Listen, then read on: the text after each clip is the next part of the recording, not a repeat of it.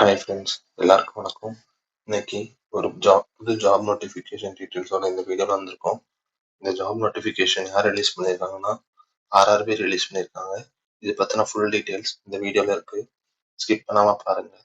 இந்த வீடியோவில் எதை பற்றி பார்க்க போகிறோம்னா, நம்ம இந்த அப்ளிகேஷனை என்னைக்குள்ளே நம்ம சப்மிட் பண்ணணும், ஆன்லைனில் சப்மிட் பண்ணணுமா, ஆஃப்லைனில் சப்மிட் பண்ணணுமா, அதுக்கப்புறம் எக்ஸாம் பேட்டர்ன் என்ன, அப்ளிகேஷன் ஃபீஸ் எவ்வளோ கட்டணும், அதை ரீஃபண்ட் பண்ணுவாங்களா பண்ண மாட்டாங்களா அப்படிங்கிற ஃபுல் டீட்டெயில்ஸ் இந்த வீடியோவில் இருக்குது.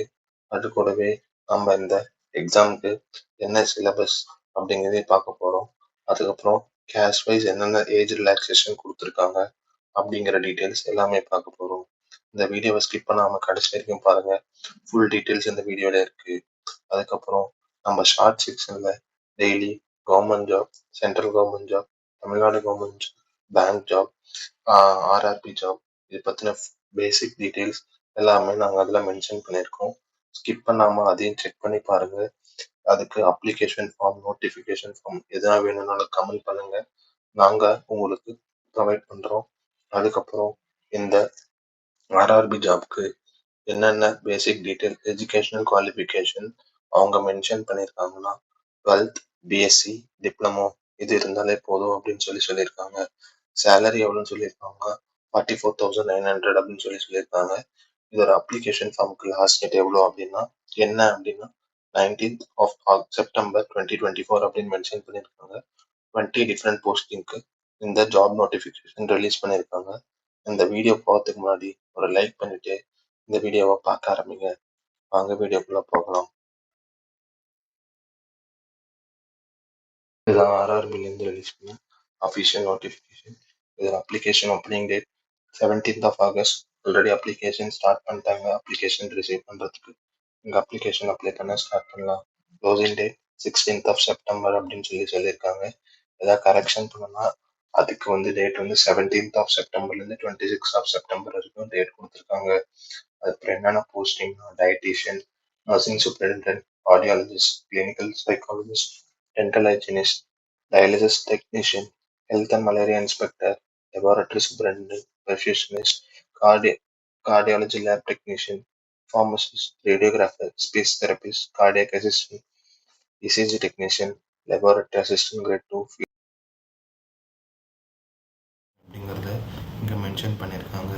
SC/ST கேண்டிடேட்ஸ்க்கு 5 years, OBCக்கு 3 years, ex-service மேன்ஸ்க்கு 3 years, பர்சன் வித் டிசபிலிட்டிஸ்க்கு 10 years, அதாவது அன்ரிசர்வ்ட். அதுக்கப்புறம் எக்கனாமிக் வீக்கர் செக்ஷனாக இருந்தால்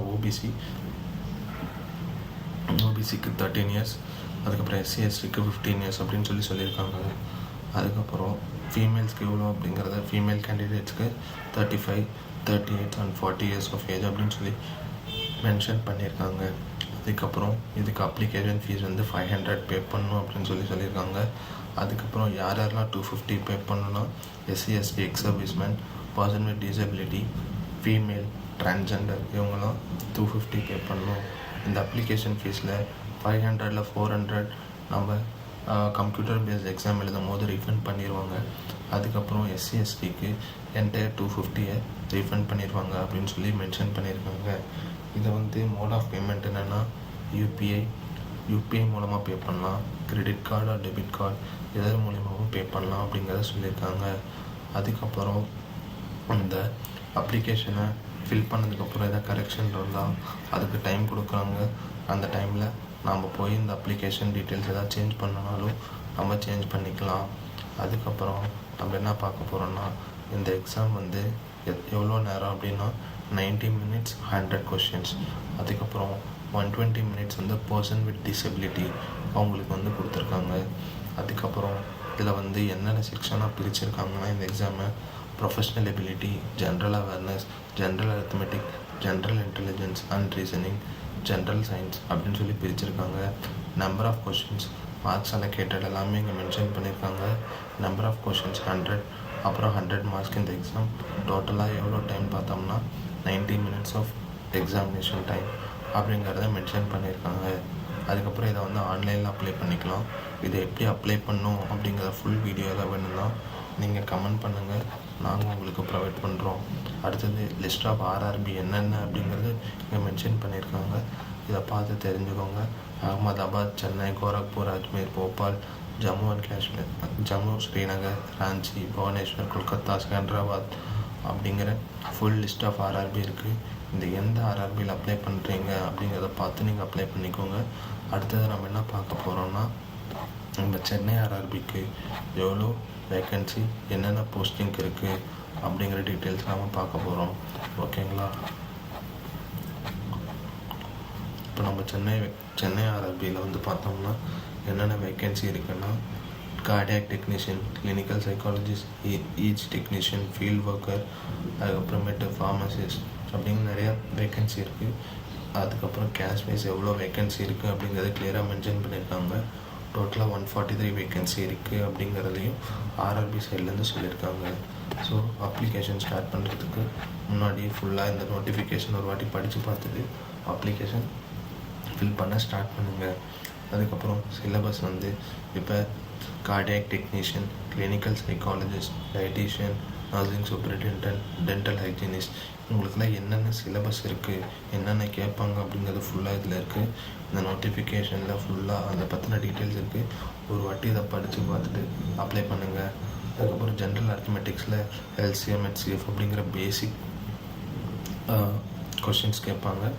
ஜென்ரல் இன்டெலிஜென்ஸ் அண்ட் ரீசனிங்கில் என்னென்ன கேட்பாங்க அப்படிங்கிறது இங்கே கிளியராக மென்ஷன் பண்ணியிருக்காங்க.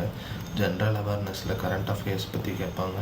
ஜென்ரல் சயின்ஸில் அதுக்கு டென்த் வரைக்கும் என்னென்ன லைஃப் சயின்சஸ், கெமிஸ்ட்ரி, ஃபிசிக்ஸ் இருக்கும் அதை பற்றின கொஷின்ஸ் எல்லாமே கேட்பாங்க அப்படின்னு சொல்லியிருக்காங்க. அதுக்கப்புறம் கேஸ்ட் சர்டிஃபிகேட் ஃபார் SC/SC இதை வந்து நீங்கள் அட்டாச் பண்ணணும். இது வந்து எந்த ஃபார்மேட்டில் இருக்கணும் அப்படிங்கிறது இங்கே கொடுத்துருக்காங்க. இதை வந்து நீங்கள் ஃபில் பண்ணி அட்டாச் பண்ணணும். அதுக்கப்புறம் format for OBC NCL certificate உங்களுக்கு என்னென்ன எப்படி இருக்கணும் அப்படின்னு சொல்லியிருக்காங்க. இதை வந்து நீங்கள் ஃபில் பண்ணணும். அதுக்கப்புறம் income certificate for economic weaker section அவங்களுக்கு என்ன இன்கம் சர்டிஃபிகேட் இருக்கோ அதை வந்து இதில் மென்ஷன் பண்ணணும். இன்கம் சர்டிஃபிகேட் ஃபார் EBC இது இதில் கொடுத்துருக்காங்க. அதுக்கப்புறமேட்டு இது என்னென்னா permanent paralysis of limbs person with டிசபிலிட்டிக்கு என்ன இதை வந்து ப்ரூஃப் அட்டாச் பண்ணணும் அப்படிங்கிறது இதில் கொடுத்துருக்காங்க. இதை ஃபில் பண்ணி அட்டாச் பண்ணணும். இந்த நோட்டிஃபிகேஷனில் எல்லா டீட்டெயில்ஸும் இருக்குது. இந்த நோட்டிஃபிகேஷன்னால் நீங்கள் கமெண்ட் பண்ணுங்கள். நாங்கள் இந்த நோட்டிஃபிகேஷன் உங்களுக்கு கமெண்ட் செக்ஷனில் கொடுக்குறோம். இது ரொம்ப யூஸ்ஃபுல்லாக இருக்கும். ஸோ மறக்காமல் அப்ளை பண்ணுங்கள். தேங்க்யூ.